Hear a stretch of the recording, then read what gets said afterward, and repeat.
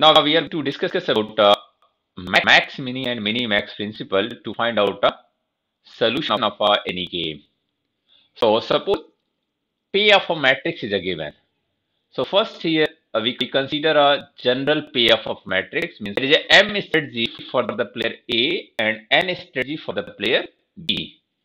So if here we write like this, means player A and player B, and player A have a strategy, means A1, A1. Here we write a what? Here we write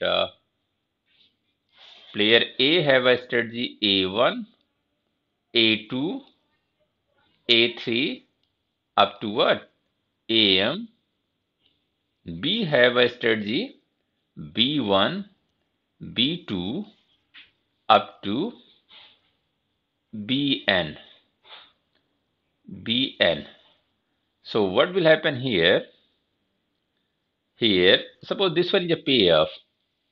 Payoff matrix means A11, A12 up to A1N, A21, A22 up to A2N.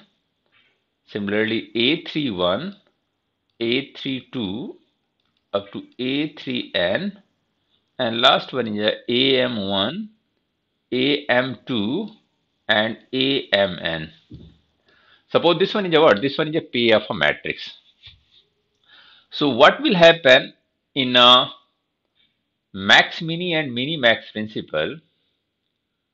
Here जैसा player ए अगर game को start करता है, यहां पर player ए अगर हम लोग लिख दें ए प्लेयर ए गेम को स्टार्ट करता है, तो अपनी ऐसी स्ट्रेटजी यूज करना चाहेगा जिससे उसका प्रॉफिट क्या हो? मैक्सिमम हो। सो कैसे वो इंश्योर करेगा कि वो कौन सी स्ट्रेटजी यूज करे जिससे उसका प्रॉफिट क्या हो? मैक्सिमम हो। Whatever the strategy use by the B कोई भी स्ट्रेटजी यूज करे उससे क्योंकि बी कोई भी स्ट्रेटजी यूज कर सकता है, B1, B2, B3 up to BN, वो इंडिपेंडेंट है। तो ए इंश्योर करना चाहेगा कि उसे मैक्सिमम प्रॉफिट हो, तो वो क्या करेगा? वो फाइंड करेगा मिनिमम, हर रो का मिनिमम फाइंड कर लेगा, means minimum of A1, row A1 का, मींस A11, A12, A1N का मिनिमम फाइंड कर लेगा। इसका सिग्निफिकेंस क्या है? क्यों मिनिमम फाइंड करेगा? मिनिमम इसलिए फाइंड करेगा, जैसा मैंने अभी आपसे कहा कि प्लेयर ए अपने प्रॉफिट को मैक्सिमाइज करना चाहता है, तो वो यहां से मिनिमम फाइंड कर लेगा फर्स्ट रो से, तो वो इंश्योर कर लेगा कि बी कोई भी स्ट्रेटजी यूज करे लेकिन उसे एटलीस्ट इतने पैसे का प्रॉफिट होगा, इतने इन टर्म ऑफ अ मनी, इतने रुपीस का प्रॉफिट होगा। तो यहां पर वो मिनिमम फाइंड कर लेता है। Minimum of a first row, minimum of a second row, minimum of a second row, what is the meaning of this one? वो इंश्योर करना चाहता है कि अगर वो स्ट्रेटजी ए, यहां पे जो मिनिमम आएगा, यहां पे फर्स्ट रो का जो मिनिमम आएगा, दिस विल इंडिकेट दैट, ये इंडिकेट करता है कि बी कोई भी स्ट्रेटजी यूज करे, ए को इतने का प्रॉफिट होगा ही होगा। ओके, सिमिलरली सेकेंड मिनिमा की बात करें हम लोग, यहां पे मिनिमा की बात करें, और अगर आप इसे लिखना चाहें, आप इसे इस तरह लिख सकते हैं, minimum of A11, A12, A13 like this one. So minima of what? Here we write A1J. Here we write A1J. J ranges from minima of a J. J ranges from what? J ranges from 1 to N. Similarly, second रो का जो minima आएगा, minima of J A2 से, and similarly last row का minima जो आएगा, minima of J and here AMJ। और जे कहां से कहां तक रेंज करेगा, 1 to n तक रेंज करेगा। तो minimum of a first row, this will ensure that कि what is the minimum profit whatever the strategy use by the B. Second row का मिनिमा रिप्रेजेंट करता है कि whatever the strategy use by the B, if A use the A2 then what is the minimum profit. And third row का minima represent करेगा कि whatever the strategy use by the B, if A use the A3 then what is the guaranteed profit. Minimum profit को आप ये कह सकते हैं कि गारंटीड प्रॉफिट है, कितने का प्रॉफिट होगा ही उसे। तो जो ये आपका गारंटीड प्रॉफिट आ रहा है कि ए को यूज करेगा तो इतने का गारंटीड प्रॉफिट है, बी को यूज करेगा तो इतने का गारंटीड प्रॉफिट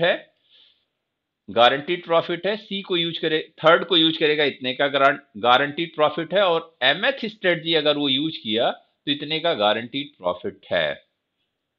तो प्लेयर ए क्या करेगा, जिस स्ट्रेटजी से मैक्सिमम गारंटीड प्रॉफिट होगा उसी को यूज करेगा। मींस इसमें से जो A1 के कारण गारंटीड प्रॉफिट आया, A2 के कारण गारंटीड प्रॉफिट आया, A3 के कारण गारंटीड प्रॉफिट आया, AM के कारण गारंटीड प्रॉफिट आया, उसका क्या फाइंड कर लेगा, मैक्सिमा फाइंड कर लेगा। तो ये क्या करेगा, सभी जो आपकी ये स्ट्रेटजीज हैं इनका मैक्सिमा फाइंड करेगा। तो यहां पे लिख लेते हैं हम लोग, मैक्सिमा फाइंड करेगा, मैक्स वैल्यू फाइंड करेगा। किसका मैक्स वैल्यू फाइंड करेगा, जो आपकी मिनिमा आई है हुई है। यहां पे देखिए मिनिमा में अब केवल फर्स्ट सब स्क्रिप्ट वेरी कर रही है 1 2 अप टू M, जिसे हम लोग आई कह दें, और मिनिमा ऑफ ए आई से कह दें, ए आई से नोटेशनल फॉर्म में अगर हम लोग लिख रहे हैं यहां पे, नोटेशनल फॉर्म में आपका क्या हो जाएगा, नोटेशनल फॉर्म में हो जाएगा, यहां पे नोटेशनल फॉर्म में हो गया आपका मैक्स ऑफ दिस वन, और इसे यहां पे लिख के ना हम लोग नीचे लिख देते हैं तो थोड़ा सा ज्यादा क्लियर हो जाएगा। यहीं पे लिखते हैं हम लोग, यहां पे लिख देता हूं मैं। इसका क्या करना है, आपको मैक्सिमा फाइंड करना है, तो यहां पे हम लोग लिख दें मैक्स फर्स्ट सबस्क्रिप्ट आपकी वेरी कर रही है आई, और इनसाइड द ब्रैकेट अगर आप लिख दें मिनिमा, किसका मिनिमा, आपका ए आई जे का मिनिमा, और यहां पे जे वेरी कर रहा है, और यहां पे आप लिख दें आई कहां से कहां तक वेरी करेगा, आई 1 to M वेरी करेगा, और जे कहां से कहां तक वेरी करेगा, आपका 1 to N वेरी करेगा। तो जो ये वैल्यू आएगी आपकी, यहां पे देखें आप, जो मैं यहां पे हाईलाइट कर रहा हूं, ये जो वैल्यू आएगी आपकी, ये जो वैल्यू आएगी आपकी, ये जो वैल्यू आएगी आपकी, ये वैल्यू आपकी क्या देगी, मैक्सिमम प्रॉफिट देगी प्लेयर ए के लिए। प्लेयर ए ने गेम को स्टार्ट किया है, ये बात ध्यान में रखिएगा। यहां पे हम लोगों ने एजम्पशन लिया हुआ है कि प्लेयर ए ने गेम को स्टार्ट किया है, तो बी अपने लॉस को क्या करना चाहेगा, मिनिमाइज करना चाहेगा। बी बी को ये मालूम नहीं है कि whatever the strategy use by the ए, तो बी क्या करेगा, अपने लॉसेस को मिनिमाइज करना चाहेगा। तो वो क्या करेगा, हर स्ट्रेटजी के करस्पॉन्डिंग मैक्सिमम कितना लॉस हो सकता है, what ever the strategy use by the A, what ever the strategy use by the ए, कोई भी स्ट्रेटजी ए यूज करे, B1 को, बी क्योंकि प्लेयर ए गेम को स्टार्ट कर रहा है, प्लेयर बी जो स्ट्रेटजी यूज की गई उसके ए के द्वारा, वो क्या करेगा, बी अपने लॉस को मिनिमाइज करेगा। तो वो क्या करेगा, वो फाइंड कर लेता है कि whatever the strategy use by the B, means B1 अगर यूज कर रहा है तो उससे मैक्सिमम कितने का लॉस हो सकता है। तो वहां यहां पे वो क्या फाइंड करता है, मैक्सिमा वैल्यू फाइंड करता है, मीन्स मैक्स ऑफ हियर, यहां पे देखें फर्स्ट स्क्रिप्ट आपकी क्या कर रही है, वेरी कर रही है, तो यहां पे ए आई 1 हो गया, मैक्स ऑफ और आई वेरी करेगा आपका, आई यहां पे वेरी करेगा, फर्स्ट कॉलम का वो मैक्सिमम फाइंड कर लेगा। इसी तरह सेकंड कॉलम का मैक्सिमम फाइंड कर लेगा, सेकंड कॉलम का मैक्सिमम फाइंड कर लेगा, max of I and here ai 2, और इसी तरह लास्ट का मैक्सिमम फाइंड कर लेगा, लास्ट का मैक्सिमम होगा मैक्स, इस कॉलम का मैक्सिमम फाइंड कर लेगा, max of I I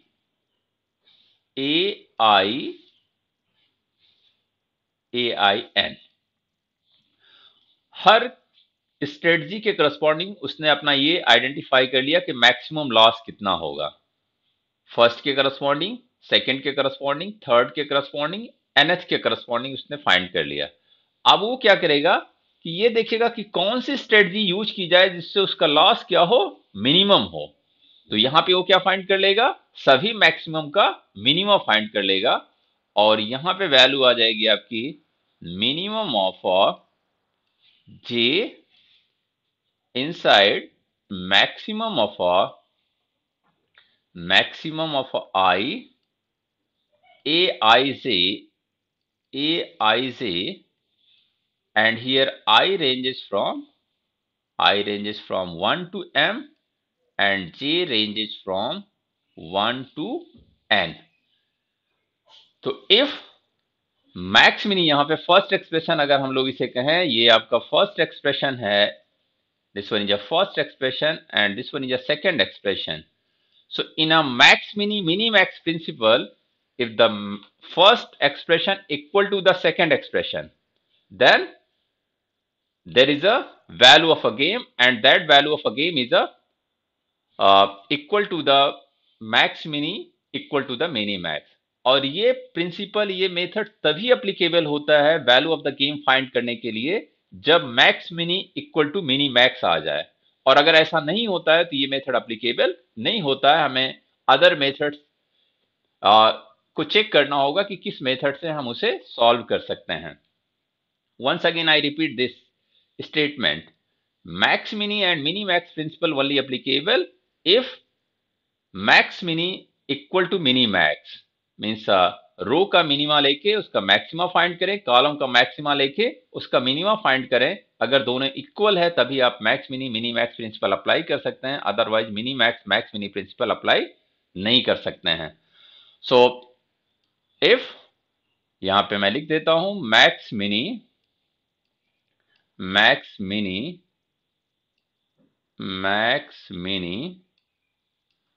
of aij equal mini of maximum of ij, maximum of aij if I ranges from 1 to m and j ranges from 1 to n, तभी आप इसे apply कर सकते हैं, otherwise आप apply नहीं कर सकते हैं। और अगर ये इक्वल है तो इसी को कहते हैं value of the game. So now एक कॉन्सेप्ट यहां पे ये भी बताना जरूरी है, टू पर्सन गेम है, इसे टू पर्सन गेम कहा जाता है। टू पर्सन गेम है, और टू पर्सन गेम को आप max mini mini max principle से सॉल्व कर सकते हैं if max mini equal to mini max आ जाए। और जिस स्ट्रेटजी के corresponding max mini mini max equal आ रहा है, उस स्ट्रेटजीज को क्या कहते हैं हम लोग, optimum strategy for player A and optimum strategy for player B. So here, और यहां पे एक कॉन्सेप्ट और छोटा सा फास्ट में बता देता हूं, two person zero sum game. Two person zero sum game का क्या मतलब है, जैसे टू पर्सन है, टू प्लेयर हैं, एक का प्रॉफिट दूसरे के लॉस के बराबर हो, तब उसे क्या कहते हैं, two person zero sum game कहते हैं। और यहां पर अगर कैटेगराइज करना चाहें, जब max mini mini max equal हो जाता है तो जिस पॉइंट पर इक्वल होता है उसे क्या कहा जाता है, सैडल पॉइंट कहा जाता है। Saddle point, saddle point, saddle point, और जो सैडल पॉइंट होता है उसके करस्पॉन्डिंग जो पे ऑफ होता है उसे क्या कहते हैं? Value of the game. For example यहां पर A11 है, A12 है, A13 है, A21, A22, A23, A31, A32, A33। For sake of simplicity हम लोगों ने एक एग्जांपल ले लिया कि ए के पास 3 स्ट्रेटजीज हैं, A1, A2, A3। बी के पास स्ट्रेटजी है B1, B2 and B3। Suppose first row का मिनिमा है A12, सेकेंड रो का मिनिमा है A21 एंड थर्ड रो का मिनिमा है A33। ये मिनिमा वैल्यू है, और इनका मैक्सिमा जो आ रहा है, मैक्स ऑफ अ मिनी आ रहा है आपका, इसका मैक्सिमा ले लिया गया। इसका मैक्सिमा सपोज किया A12 के इक्वल आता है, A12 के इक्वल आता है। सिमिलरली यहां पे मैक्स फाइंड कर लें, और मैक्स सपोज किया A31 आ रहा है, A12 आ रहा है, A23 आ रहा है। इसका मिनिमा आपने फाइंड कर लिया, मिनिमा ऑफ अ मैक्सिमा, और सपोज किया ये किसके इक्वल आ रहा है? A12 के। आप देखें मिनी मैक्स इक्वल क्या आ गया? मैक्स मिनी आ गया। मिनी मैक्स भी आपका A12 है और मैक्स मिनी भी आपका क्या है? A12 है। तो ये पॉइंट जो A12 आ रहा है, ये पॉइंट क्या कहलाएगा? सैडल पॉइंट कहलाएगा। और इसके करस्पॉन्डिंग जो ये पे ऑफ आ रहा है, ये क्या कहलाएगा? वैल्यू ऑफ द गेम कहलाएगा। तो ये 3x3 में हम लोगों ने फर्स्ट समझ लिया कि 3x3 मैट्रिक्स में कैसे सैडल पॉइंट किसे कहेंगे, इस पॉइंट को 1 2 को क्या कहेंगे? Saddle point. और इसके करस्पॉन्डिंग जो पे ऑफ है उसे क्या कहेंगे आप? Value of the game.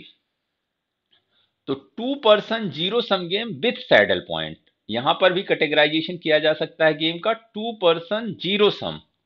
Once again zero sum और नॉन जीरो सम को मैं यहां पे हाईलाइट कर देता हूं। 2% जीरो सम गेम किसे कहते हैं? 2% नॉन जीरो सम गेम किसे कहते हैं? 2%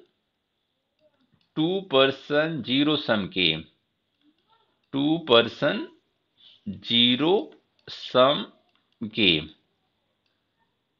2% zero sum game.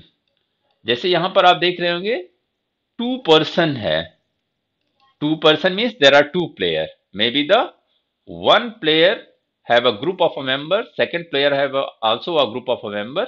Zero sum game, what is the meaning of this one? Zero sum game, zero sum game का मतलब ये हुआ कि जैसे यहां पर अगर हम A1, A2, A3, player A के पास 3 स्ट्रेटजीज हैं और प्लेयर बी के पास भी 3 स्ट्रेटजी है, B1, B2, B3। और ए अगर A1 यहाँ पे जो पे ऑफ मैट्रिक्स है हम लोग बना लेते हैं A13, A21, A22, A23, A31, A32, A33, ये आपने लिख लिया। ओके, अब आप देखें जीरो सम क्यों कहा जाता है। जैसे प्लेयर ए ने गेम को स्टार्ट किया और A1 स्ट्रेटजी यूज कर रहा है, B1 स्ट्रेटजी यूज कर रहा है। A1 स्ट्रेटजी यूज कर रहा है, B1 स्ट्रेटजी यूज कर रहा है। तो जो पे ऑफ आएगा, पे ऑफ कितना आएगा? A11 आएगा। तो ये ए के लिए, जिसने गेम को स्टार्ट किया है, उसके लिए प्रॉफिट है कितने का? प्लस A11 का। लेकिन बी के लिए वो क्या है? A11 का नुकसान है। अगर A11 की वैल्यू रुपीस के टर्म में हम कहें कि A11 आपका क्या है? A11 5 है। तो ए के लिए क्या हो गया? वो 5 रुपीस का प्रॉफिट हो गया।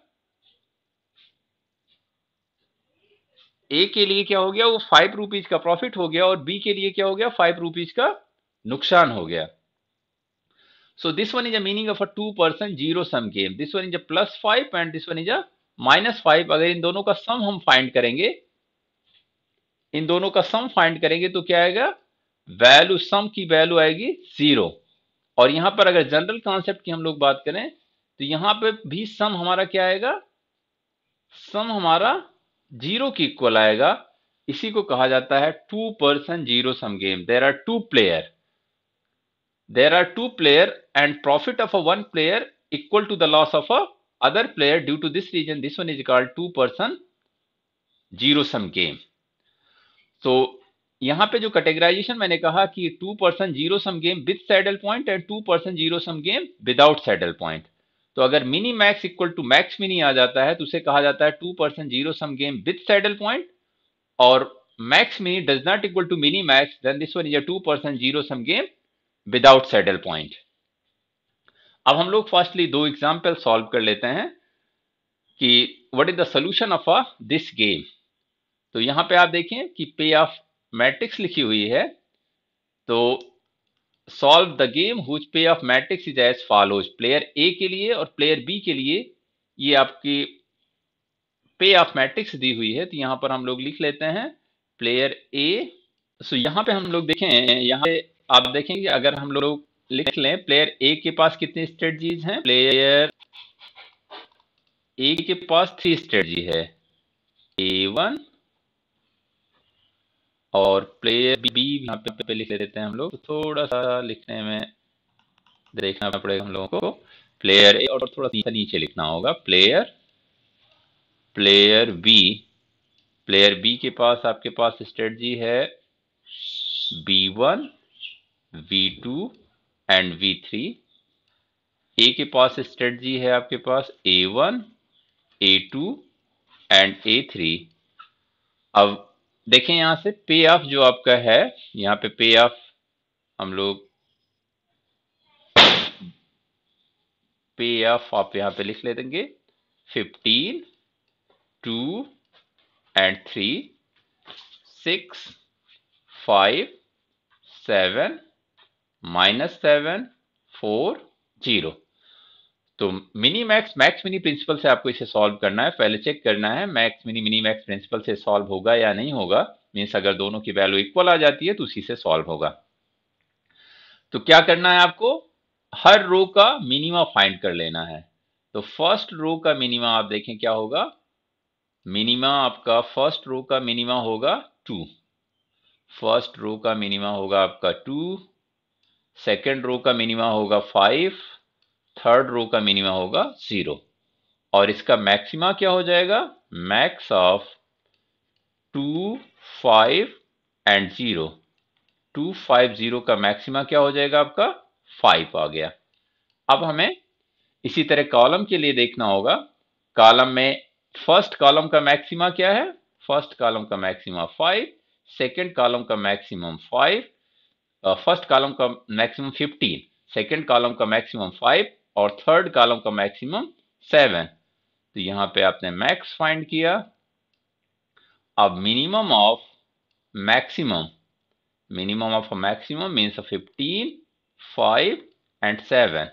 और इसकी वैल्यू क्या आ गई आपकी, इसकी वैल्यू आ गई 5। अब आप देखें दोनों आपका सेम है, मिनी मैक्स और मैक्स मिनी की वैल्यू क्या है, सेम है। इसका मतलब हुआ कि आप इसे मिनी मैक्स प्रिंसिपल से सॉल्व कर सकते हैं। और 5 आ कहां पे रहा है, दिस वन यहां पे आ रहा है। तो आपका 2 2 be the saddle point. What are the answer, यहां पे हम लेफ्ट हैंड साइड में मैं लिख दे रहा हूं कि आंसर क्या होगा आपका, position 2 2, 2 2 be the saddle point. This one is a saddle point, saddle point, 2 to be the saddle point। और उस पर सैडल पॉइंट्स की वैल्यू क्या है आपकी 5 है। तो वैल्यू ऑफ द गेम आपका हो गया, value of the game, value of the game equal 5। और ए के लिए ऑप्टिमम स्ट्रेटजी क्या हो गई, आप देखें एक ये 5 किसके करस्पॉन्डिंग आ रहा है, A2 के करस्पॉन्डिंग आ रहा है। तो optimum strategy for player A, optimum optimum strategy for player A, for player A equal what, A2। और for player B, for player B equal V2। तो आंसर हमारा क्या हो गया, ए के लिए ऑप्टिमम स्ट्रेटजी A2, बी के लिए ऑप्टिमम स्ट्रेटजी B2 और value of the game is a 5 and this one is a 2% zero sum game with saddle point. अब यहां पर ए ने गेम को स्टार्ट किया था तो ए को कितने का प्रॉफिट होगा? Value of the game is 5 rupees का profit, in term of money 5 rupees का प्रॉफिट होगा, और बी के लिए 5 रुपीज का लॉस होगा.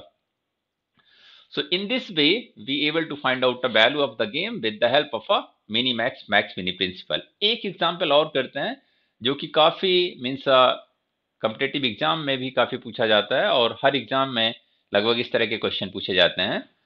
Determine the range of a value of a P and Q that will make, यहाँ पे देखें आप, determine the range of a value of a P and Q that will make the pay of element A22.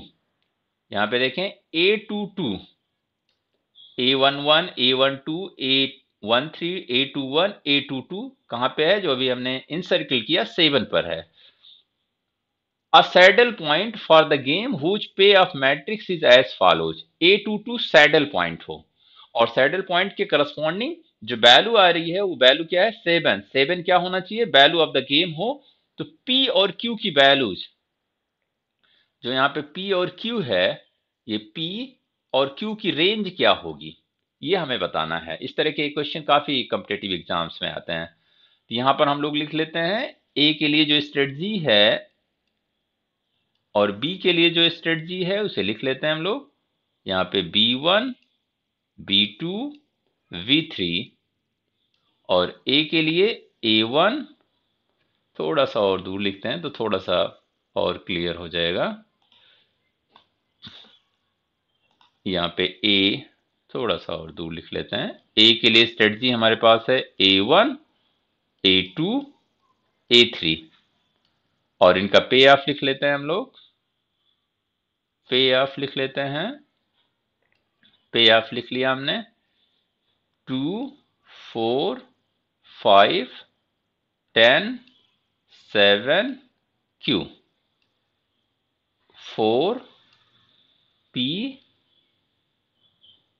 8. In question को कैसे solve करते हैं? पहले P और Q को आप इग्नोर कर दीजिए और मिनी मैक्स मिनी प्रिंसिपल से इसका सोल्यूशन फाइंड कर दीजिए, क्योंकि सोल्यूशन आपको पता है कि सोल्यूशन क्या होगा. सोल्यूशन आपको पता है कि वैल्यू ऑफ द गेम क्या होगी? 7 होगी, क्योंकि A22 with the saddle points. तो यहां से क्या कर लें हम लोग? Minimum of each row find कर लें. तो फर्स्ट रो का मिनिमा क्या हो गया? 2. सेकेंड रो का मिनिमा हो गया 7. थर्ड रो का मिनिमा हो गया आपका 4, और इसका मैक्सिमा क्या हो गया? Max of 2, 7, 4 equal what? 7.